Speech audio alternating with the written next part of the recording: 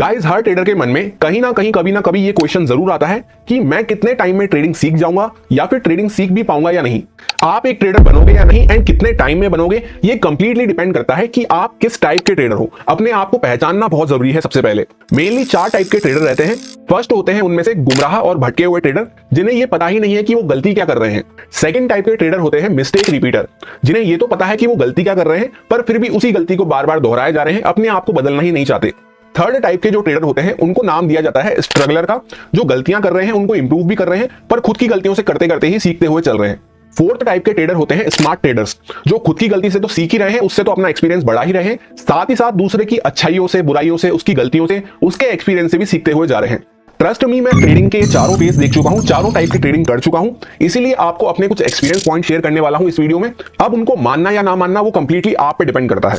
अगर आप ट्रेडर्स की पहली 2 कैटेगरी को बिलोंग करते हैं तो बहुत ही जल्दी आपके सामने 2 रास्ते आने वाले हैं, जिसमें से पहला होगा कि आपको या तो मार्केट को गुड बाय बोलना पड़ेगा, चाहे वो इस रीजन से हो सकता है कि काफी लंबा टाइम हो गया है, कोई इंप्रूवमेंट आपको अपने अंदर नहीं दिख रही, काफी साल हो चुके हैं, काफी महीने आप दे चुके हैं, या फिर दूसरा हो सकता है कि आपकी कैपिटल ही ओवर हो चुकी है गलतियां कर करके, और कोई फंड का आपके पास सोर्स नहीं है, या और कोई फंड आप उसमें डालना नहीं चाहते क्योंकि आपको कोई इंप्रूवमेंट नहीं दिख रहा है।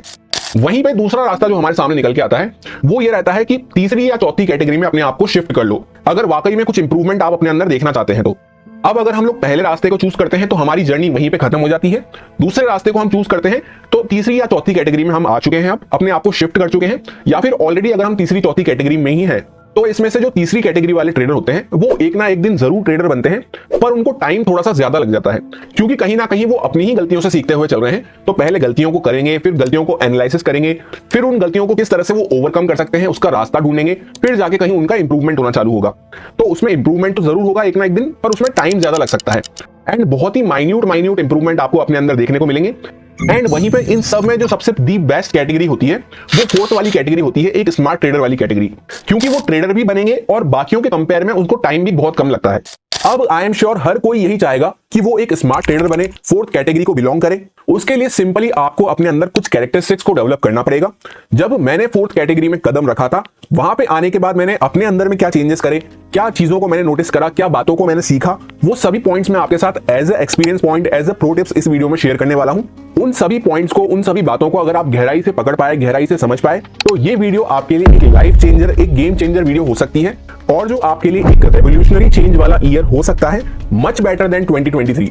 इस टाइम पे मैं आपके साथ ये वीडियो इसलिए शेयर कर रहा हूं ताकि नया साल शुरू होने से पहले आप अपने अंदर कुछ इंप्रूवमेंट करते हुए चलें, जिससे कि आपकी एक बेहतरीन शुरुआत हो सके।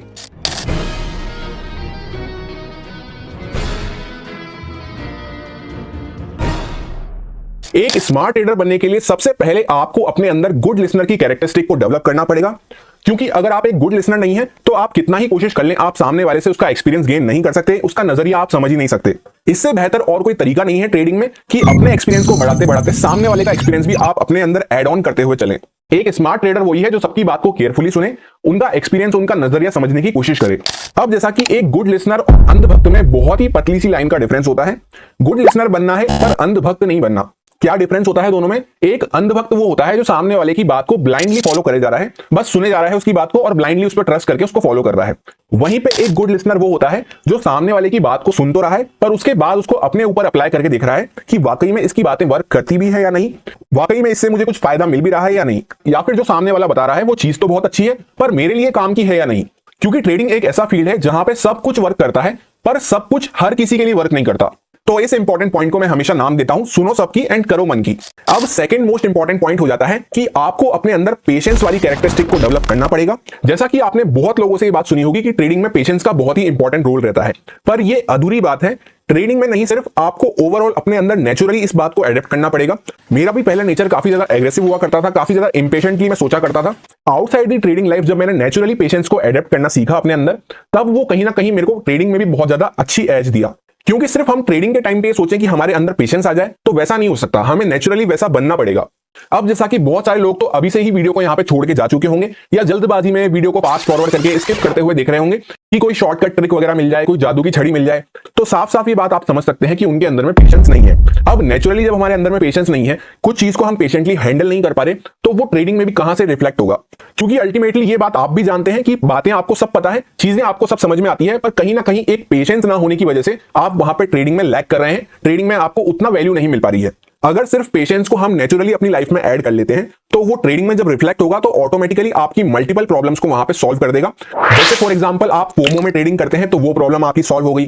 आप अगर ट्रेड को लंबा होल्ड नहीं कर पाते हैं अपनी प्रॉफिटेबल ट्रेड को, तो वो प्रॉब्लम आपकी सॉल्व हो जाएगी।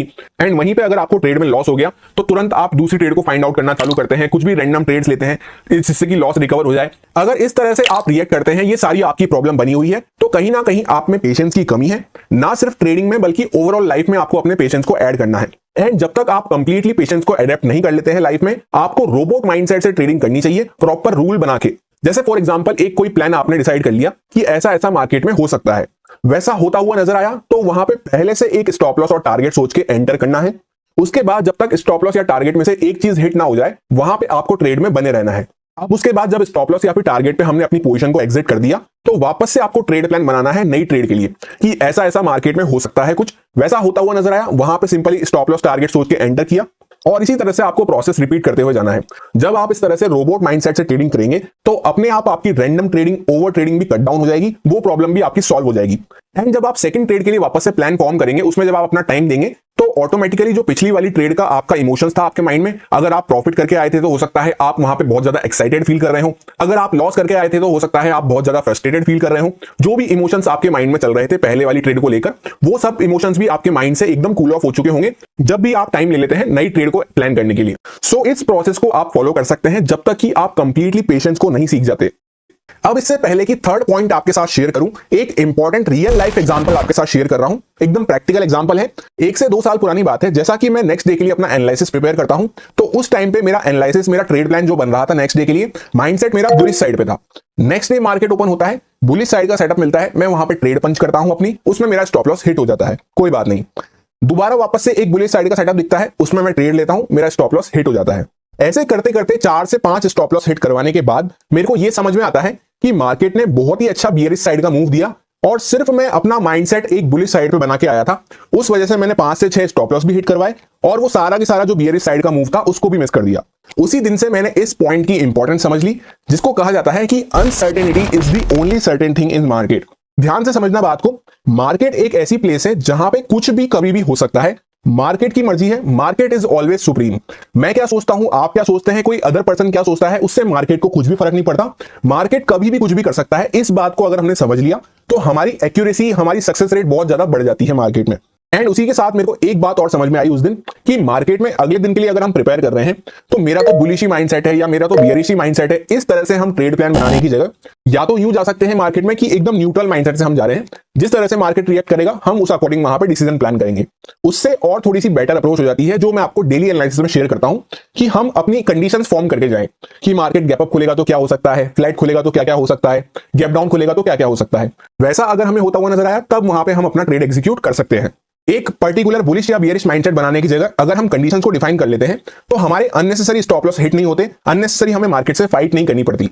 और साथ ही साथ इस माइंडसेट से काम करना जरूरी है कि हम कितना ही अच्छा एनालिसिस कर लें, कितना ही हम एनालिसिस में सुपर हो जाएं, अगले दिन के लिए अपना बेस्ट से बेस्ट ट्रेड प्लान तैयार कर लें, पर मार्केट कभी भी उसको गलत साबित कर देती है। मोस्टली ट्रेडर्स यही गलती करते हैं कि जब मार्केट उनको गलत साबित कर रही होती है तब वो मार्केट से फाइट करने की गलती करते हैं। वो सोचते हैं कि मैंने तो अपना एनालिसिस प्रिपेयर कर रखा है, मैं गलत कैसे हो सकता हूं, जबकि इस तरह से काम नहीं होता। अगर आपको मार्केट गलत साबित कर रही है तो वहां पे एक चीज आपको बचा सकती है, आपका रिस्क मैनेजमेंट। चुपचाप से आपने रिस्क मैनेजमेंट को फॉलो करते हुए अपना स्टॉप लॉस लेके वहां पे मार्केट से साइड में हो गए, तब तो आप बच जाएंगे। अदरवाइज जिसने भी मार्केट से लड़ने की कोशिश करी है, मार्केट ने उसको बुरी तरह लहूलुहान करके भेजा है। सो बार बार अगेंस्ट में फाइट करने से अच्छा है कि एक आध छोटा स्टॉप लॉस लेके हम साइड में हो जाएं और दोबारा से वापस से अपना एनालिसिस प्रिपेयर करें कि क्या हमसे गलती हो गई, क्या हम देखना रह गए, क्या हम भूल गए, क्या हमारे से चूक हो गई। ये सारी बातें हमें ध्यान रखनी है। एंड जैसा कि आप में से बहुत सारे लोग कमेंट करते हैं कि मैं डेली एनालिसिस को इतना अच्छे तरीके से किस तरह से कर पाता हूं, इतनी अच्छी एक्यूरेसी वगैरह कैसे निकाल पाता हूं। उसके पीछे का भी लॉजिक यही है कि सैकड़ों बार मैंने सेम कंडीशन के चार्ट पे एनालिसिस किया है, सैकड़ों बार सेम कंडीशन पे मैंने ट्रेड ली है, उसमें स्टॉप लॉस हिट करवाए हैं, उसमें टारगेट हिट करवाए हैं। तो वहां पे मेरे को बार बार प्रैक्टिस कर करके जो भी मैं हर बार गलतियां करता था उनको नोट डाउन करता था, उनको वापस से आइडेंटिफाई करके उनको रेक्टिफाई करने की कोशिश करता था। इसलिए फिर दिन ब दिन मेरा एनालिसिस बहुत ज्यादा बेटर होता गया।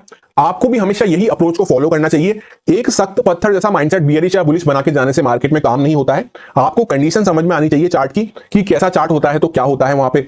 जब आप उसको बार बार प्रैक्टिस करेंगे अपनी गलतियों को रेक्टिफाई करते करते, तो अपने आप आगे चल के बहुत ज्यादा एक्यूरेसी अचीव कर पाएंगे। अब fourth and most important point हो जाता है कि stop mugging up the things, यानी चीजों को रटना बंद करें, उनके पीछे की साइकोलॉजी समझना, उनको समझने की कोशिश करें। कोई भी चार्ट पैटर्न है, स्ट्रेटेजी है, कोई भी सेटअप है, इंडिकेटर है, कुछ भी चीज आप फॉलो करते हैं उसको कभी भी ब्लाइंडली फॉलो ना करें। इस तरीके से उसको बिल्कुल फॉलो ना करें कि किसी ने आपको बता दी और आप उसको फॉलो करे जा रहे हैं बस। जब तक कि आप उसके पीछे की कंप्लीट साइकोलॉजी नहीं समझ जाते।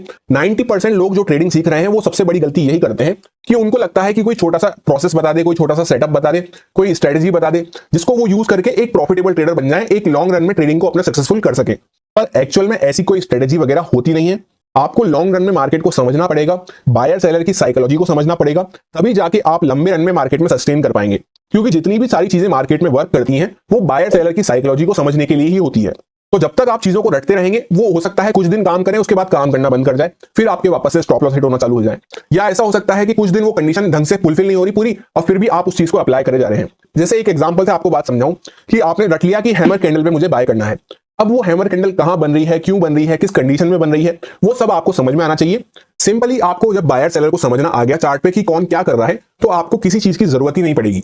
पहली बात तो ऐसा कुछ होता नहीं है, और दूसरी बात, अगर ऐसा कुछ होता, किसी के पास ऐसा कोई छोटा मोटा सेटअप होता कि यार इसको रट लो, किसी भी कंडीशन में इसको अप्लाई कर देना, आंख बंद करके इस पर ट्रेड ले लेना, बहुत अच्छा प्रॉफिट बन जाएगा, लॉन्ग टर्म में बहुत अच्छे सक्सेसफुल हो जाओगे। तो आप खुद सोचिए, क्या उस चीज को वो आपके साथ शेयर करता या किसी और के साथ नॉर्मली शेयर करता? बिल्कुल भी नहीं करता। ट्रेडिंग में कोई शॉर्टकट ढूंढना, किसी सेटअप वगैरह को रटना, ये बिल्कुल वैसा हो जाता है जैसा हम बचपन में मैथ्स के क्वेश्चन सॉल्व करते थे। तो जो रटने वाले स्टूडेंट होते थे वो एज इट इज जो क्वेश्चन है बुक में उसको रट लिया, वैसा की वैसा क्वेश्चन आ गया, तब तो उनका आंसर निकल जाता था। पर हल्का सा भी अगर क्वेश्चन की लैंग्वेज चेंज हुई या डिजिट्स वगैरह को चेंज हुई या कुछ और पूछ लिया, तो वहीं पे वो रटने वाले स्टूडेंट जो थे ब्लैंक हो जाते थे। सेम वैसा ही ट्रेडिंग में होता है। आपने कुछ प्रोसेस, कुछ सेटअप रट लिया, पर हल्की सी मार्केट कंडीशन चेंज हुई और आप वहां पे ब्लैंक हो चुके होंगे, अगर आपको बायर सेलर की साइकोलॉजी समझ में नहीं आती है तो। और यही रीजन है कि most of the setup, strategy वगैरह फेल होते हुए नजर आते हैं। इस बात को हमेशा याद रखें, ट्रेडिंग में कभी भी शॉर्टकट काम नहीं आएगा। कुछ दिन के लिए काम आ भी सकता है, पर आगे जाके उसको फ्लॉप ही होना है। इससे अच्छा है कि लंबे रास्ते को पकड़ के, लंबे प्रोसेस को पकड़ के आप एक्चुअल चीजों को समझें, एक्चुअल चीजों को जानें, जो आपके वाकई में हमेशा के लिए काम आए। इसके बाद fifth and most important point, अगर हमें एक स्मार्ट ट्रेडर की कैटेगरी में आना है तो हमें अपने अंदर से एक्साइटमेंट और फ्रस्ट्रेशन को बिल्कुल त्यागना होगा। इस बात को आप इस तरीके से समझ सकते हैं कि प्रॉफिट एंड लॉस जो होता है ट्रेडिंग में, वो हमेशा बाय फैक्टर होता है, सेकेंडरी फैक्टर होता है। यानी मनी के रिलेटेड जो भी फैक्टर है वो सेकेंडरी फैक्टर होता है ट्रेडिंग में। फर्स्ट प्रायोरिटी आपकी रहनी चाहिए कि सही से एनालिसिस करना, ट्रेड को प्लान करना। उसके बाद सेकंड प्रायोरिटी पे आपका रहना चाहिए कि ट्रेड को अच्छे से एग्जीक्यूट करना। जब ये दोनों चीजें आपकी सही हो जाएगी कि आपने प्लान भी सही किया था और एग्जीक्यूशन भी आपने सही किया, प्रॉपर रिस्क रिवॉर्ड वगैरह प्रॉपर सब कुछ आपने फॉलो किया, फिर भले ही चाहे प्रॉफिट हो चाहे लॉस हो, उससे आपको कुछ भी मतलब नहीं होना चाहिए। एंड सही रिस्क मैनेजमेंट के अंदर में अगर आप प्रॉपर स्टॉप लॉस को फॉलो करते हैं तो जो लॉस आपका हो रहा है वो एक पार्ट ऑफ ट्रेडिंग है, जो कि आपको आपकी गलतियां सुधारने में हेल्प करता है। एंड इसी के साथ साथ अगर हमारा कोई प्रॉफिट भी होता है तो उसको देखकर भी अंदर ही अंदर हमें एक्साइट नहीं होना है, क्योंकि हो सकता है कल को वो प्रॉफिट हमारे हाथ से चला जाए। इस मेंटलिटी से अगर हम ट्रेडिंग करते हैं तो ना हमें कभी प्रॉफिट आने की खुशी होगी और ना ही कभी लॉस होने का गम होगा। एंड इस बात को आप खुद नोटिस करना, जिस दिन आपने प्रॉफिट से एक्साइट होना और लॉस से फ्रस्ट्रेट होना बंद कर दिया, आप खुद समझ जाएंगे कि आप ट्रेडिंग जर्नी में कितना आगे आ चुके हैं। Next and the most important psychological point जो आपको एक स्मार्ट ट्रेडर बनने में बहुत ही ज्यादा हेल्प करेगा, वो ये है कि आपको अपनी हर गलती को लिखना है। जब भी हम कोई चीज को लिखते हैं तो वो हमारे सबकॉन्शियस माइंड में फिट हो जाती है।